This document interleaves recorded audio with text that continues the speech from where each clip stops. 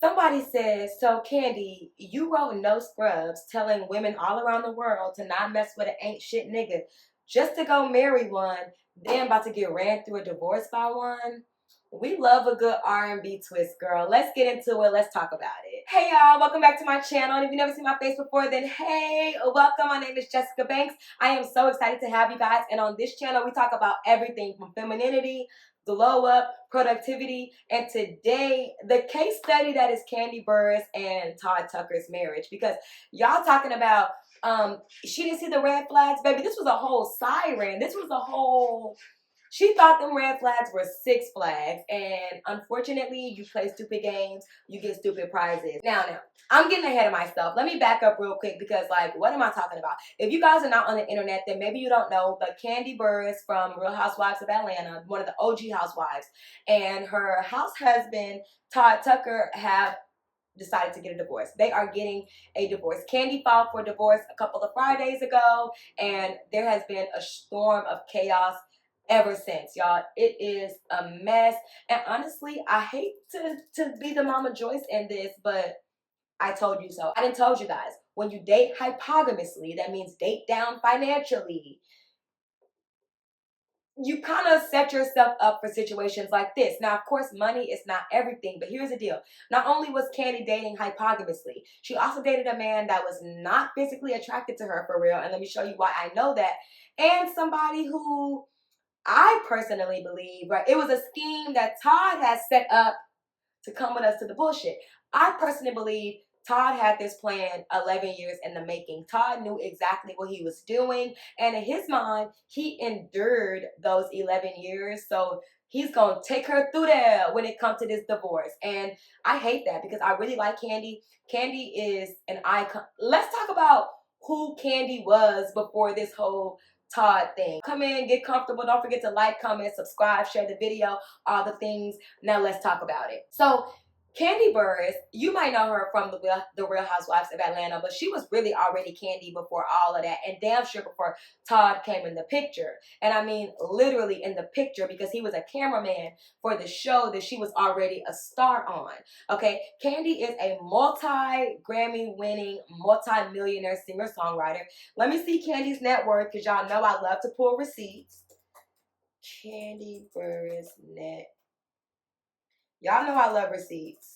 30 million. So Kandi Burruss is worth 30 million. And I told you guys in the intro, she wrote hits. I'm talking about not only for her own group Escape, which we love, My Little Secret. Probably should have kept Todd a secret and not made him the main man, because now you see what's happening. But she also wrote No Scrubs. Let's see what Kandi wrote. I really want to just give Kandi her flowers real quick before I get into this video. Oh, baby, Kandi ate. She wrote No Scrubs by TLC, Grammy. Bills, Bills, Bills by Destiny's Child, a #1 hit. Bugaboo by Destiny's Child, also top 10 hit. There You Go by Pink, never heard that. Break Up With Your Girlfriend, I'm Bored, love this song by Ariana Grande. Shape of You by Ed Sheeran, and we know that this was a global hit. That's just for other people. She also wrote Just Kicking It for Escape, It Makes Me Ill by NSYNC, Ex-Girlfriend, Mariah Carey.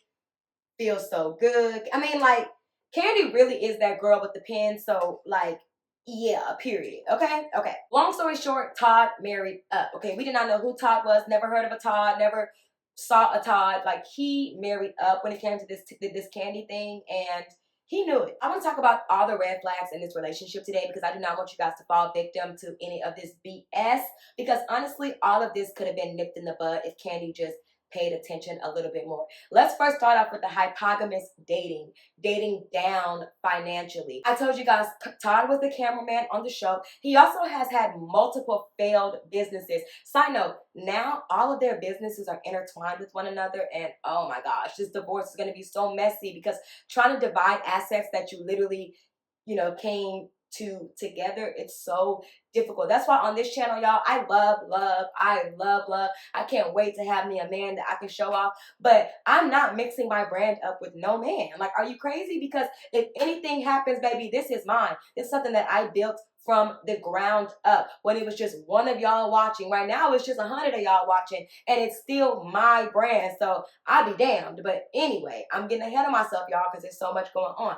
He had a bunch of failed businesses that he already brought to the table. He was a cameraman. Like, this hypogamous or unbalanced relationship was not just financial. It was also status, right? And a lot of times when men feel like they are not men because of the lack of money, the lack of status, the lack of any type of attributes or any other contributing factor to a relationship, they try to compensate by acting out, okay? Either they're going to cheat on you, beat on you, disrespect you, or ask you to bring other people into your bedroom, which is what Todd did to Kandi. Now, okay, I don't know who asked who to bring somebody else in the bedroom, but let me tell you guys, bringing another woman in your bedroom will never work, because men actually, they'll never tell you this, but they low-key lose respect for you when you do that. They lose respect for a woman that puts their pleasure above their own. Now, Kandi is openly bisexual. She's also very openly sexual in general, and we love that for her. We love a woman that can own her sexuality. But this whole bringing somebody in, it didn't work for Teyana Taylor, and it did not work for Kandi Burruss. I can promise you, Teyana Taylor has learned her lesson, and I bet she is not letting nobody in Mufasa's bedroom because she know better. And Kandi, all these Kandi-coded threesomes she was having and all of that, especially when your man wasn't really attracted to you to begin with. So let's talk about the fact that Todd really wasn't attracted to Kandi for real. And we know this because on live television, literally a month into their marriage, they only been married a month. At this point, he should be trying to knock the dust off that any chance he can. Do you hear me? We're newlyweds. We're in our honeymoon era. Like, that's the vibe. A month into their wedding on national TV, she says, hey, I was thinking maybe we should go to counseling. He's like, for what? You know, everything is good. What we're going to counseling for? And she said the lack of sex. Like, we are only doing it like once a week, which, side note, y'all tell me in the comments, like, what is average? You know, like, and I know average is subjective to the person, but like, for you, what do you think is normal and healthy for newlyweds? But Kandi did not feel like this once a week was something that was normal or healthy for her. So she suggested therapy or counseling. And you know what this man said on national TV? He told her, well, you ain't no Rihanna. I'm sorry, what? Like, that is not what you say to your newlywed wife when she's telling you, hey, I'm feeling some type of way that we are not having sex regularly. And you say, well, you ain't no Rihanna. Now, in his defense, he also said, and I'm not no Tyson Bedford. But, and y'all don't think I'm like going left field with this, but just hear me out.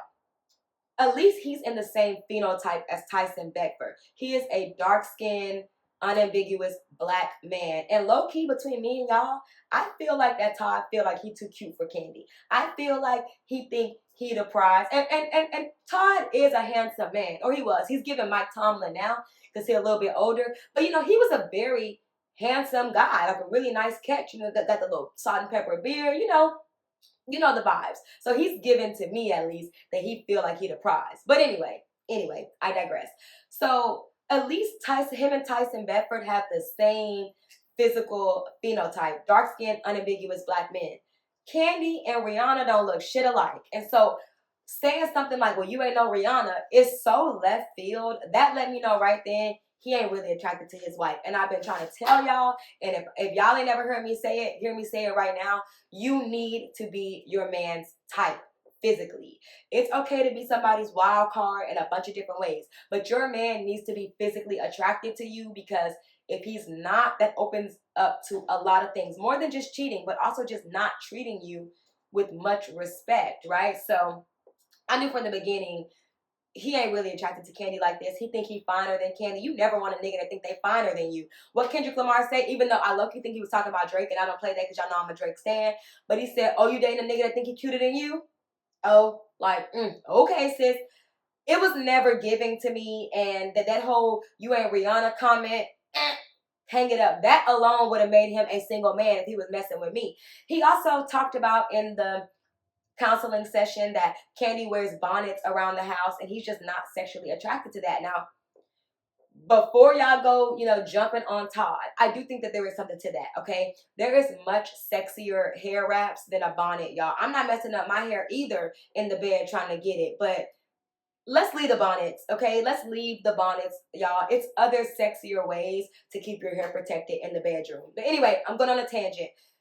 Anyway, the threesomes, that wasn't gonna work. I knew that was gonna already happen. You know, the threesome was to bring some excitement into their marriage after they were not having sex more than once a week.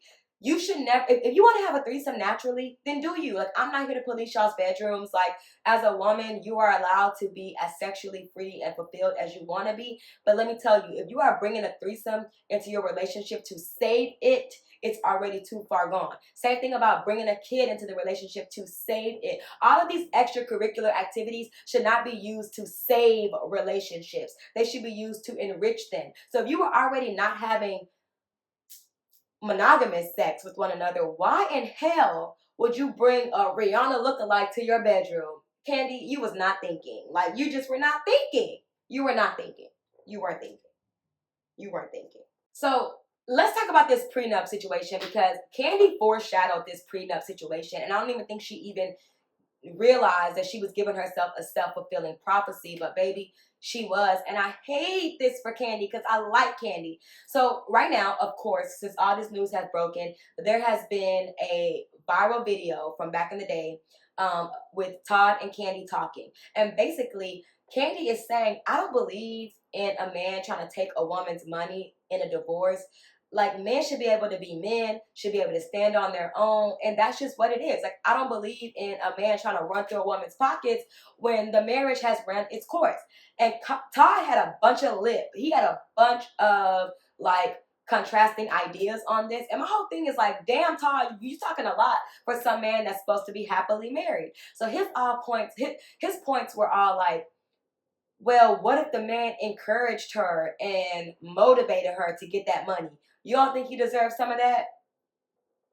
No. Now, what Kandi did say, she said, the money that I brought to this marriage prior to being married, no, I don't think a man deserved that. I don't give a damn how much he encouraged, motivated me, lifted me up, held me down. Absolutely not. She said, but the money that we have made together, that can be talked about in divorce proceedings. But she said, if we buy property, but I bought it with the money that I made before meeting you, even though we are married now, hell no, you can't get half of that property, because this was money that was mine before you came into the picture. And his whole thing was, well, the asset, the house, was acquired after the man was in the picture. So don't you think he deserves some of that? And Kandi was like, hell no. And to be honest, that's just giving weak. That's just giving weak to me. And his comeback was, well, what about a man? So then you also agree that if a man, you know, has something before the wife, even if he acquired that thing with the wife, if he used the money that he had before her, then she don't get half of that. Now, here's the deal. This is a false comparison, or like a fallacy. I don't know what they call it, but this, I know in theory, it's like, okay, yeah, what's good for the goose is good for the gander or whatever. But y'all, stats has shown us that women do most of the domestic labor in the home. Stats has shown us that women are mostly the caretakers in the home. The exception is not the rule. Of course, there are some amazing dads that have stepped up, but the exception is not the rule. So the labor is not equal. It's not the same for a woman being like, yeah, I want that home that I raised our kids in because I did all the cooking, cleaning, washing in that home, and I need half of that. You know what I'm saying? That's different than a man being like, I want half of it just because I was with you when you got it. You know what I'm saying? Some of y'all might not agree with that, but I stand like wholeheartedly on that. We know that domestic labor is not equal between men and women, just like most things in life. And it's okay to have that double standard. In some ways, men win, and in some ways, women win. That's just the world we live in, and y'all gonna have to just be okay with that. Complaining about how the game works instead of using the game to your advantage is why you're stuck now. But anyway, so this prenup situation, because Kandi foreshadowed it. She knew it was coming. Now, the most recent news on this whole divorce, number one, Todd is filing for full custody of their two kids, which to me is just a joke. Now, unless Kandi is a terrible mother, which I do not foresee, because we always see Kandi with her kids. We always see Todd with the kids too, so like, don't get me wrong. But he's filing for full custody, and I personally believe that this is simply for alimony or spousal support. And it's wild. I'm not saying that this is Todd's case, but a lot of men will rather take the kids and be struggling than pay child support to a woman, which is wild to me. Again, I'm not saying that Todd's going to be struggling or that's Todd's case or any of that. But what we do know now is that Todd is filing for full custody of their 2 kids. And to me, that's just like a slap in the face to Kandi. That's number 1. And number 2, he's actually pushing to get the prenup voided or whatever you say, null and void or whatever. And his whole reasoning behind this is that he signed this prenup under extreme duress. Okay, Todd, y'all, this is so weak. This is weak AF to me. Kandi had her a feminine ass man from the beginning, and that's why, another reason, guys, these role reversal relationships, they will never work. Kandi was the breadwinner. She wore the pants. She probably also wore the peg, for all we know. Like, Kandi was that person in the relationship, and it's showing in this divorce. So now he's saying, as a grown-ass man, that he signed this prenup under extreme duress, and so he feels like it should be voided, which, of course, we know if it is voided, he now has access to all of Kandi's money. Not even just the money that they got tied up together from this 11-year marriage, but the money that she had as Kandi Burruss from Escape before she even heard of a Todd. You know what I'm saying? And to me, that is just so sick that this man could do this. But I told y'all, I personally feel like Todd has been keeping this in the tuck for 11 years. Todd was never attracted to Kandi. Matter of fact, on the show, when Phaedra first tried to hook Todd and Kandi up, Todd actually wasn't super interested. It was Kandi, the one that was more interested. And already, red flag, ding, ding, ding, sis. If you are not a nigga's obsession from day one, then he just ain't the one for you. He just not the one for you. So I think that Todd knew, you know, Kandi is Kandi, and I am Todd. She is that girl. If I can hold it down, have a few kids, you know, make her feel young again. Who's younger? I don't even know. I just be talking mess. I feel like Todd is younger, but I don't know. Okay, I lied. Kandi is 49 and Todd is 52. So I lied. Todd is older. But, you know, he gave her that spark back. You know, they got married when she was at 38. Some people might feel like that's like kind of late. So he just had her, you know, feeling like a woman again. You know, Stella got her little groove back again. But I feel like this man was being sneaky. He had this whole plan in the tuck. I mean, that's alleged, but, you know, I don't know. Because now all of a sudden you signed this prenup under extreme duress. And I'm sure he's going to use footage from him and Kandi's talk show, because the Mama Joyce, who deserves all the apologies and also all her flowers, Mama Joyce was saying, oh yeah, he better sign that prenup. Like, you better, if you don't do nothing else in this world, you better make Todd sign a prenup. Like, they were very vocal about it. But he ended up signing it. And again, he's a grown-ass man. No gun was put to his noggin. Like, he signed that because he wanted to sign it. And he probably signed it to do what he's doing right now, which is, you know, trying to get it voided or whatever. It's just a mess, and I just hate this for Kandi. See, everybody love to say love don't see money, but divorce courts definitely do. So if you don't learn anything from this situation, please learn this. Number 1, role reversal relationships never work. Number 2, if you're going to date hypogamously, don't. But if you must, please be careful. And number 3, try to vet these men as much as possible. If you get a tinge of a feminine situation, know that you might be in for failure. See, men who hate prenups during the marriage love the courts during divorce. Love them. And this is why wealthy women must protect themselves legally. If you're a multi-millionaire, it might be difficult to date hypergamously or date up because you're already like a multi-millionaire, but you must protect your legal assets, y'all, and your peace of mind, because these men will just take you through there. All right, y'all, so I'm gonna talk about the 5 big lessons we can learn from this whole thing before I end this video. Number 1, love is not enough without alignment. Number 2, dating down financially is still dating down. Number 3, boundaries protect intimacy. They don't destroy it. Number 4, a prenup is love insurance, not betrayal. And number 5, if everyone around you sees red flags, you better listen. So anyway, y'all, that's all I have for you. I hope that you really enjoyed this video. I hope you were entertained. I hope you learned something.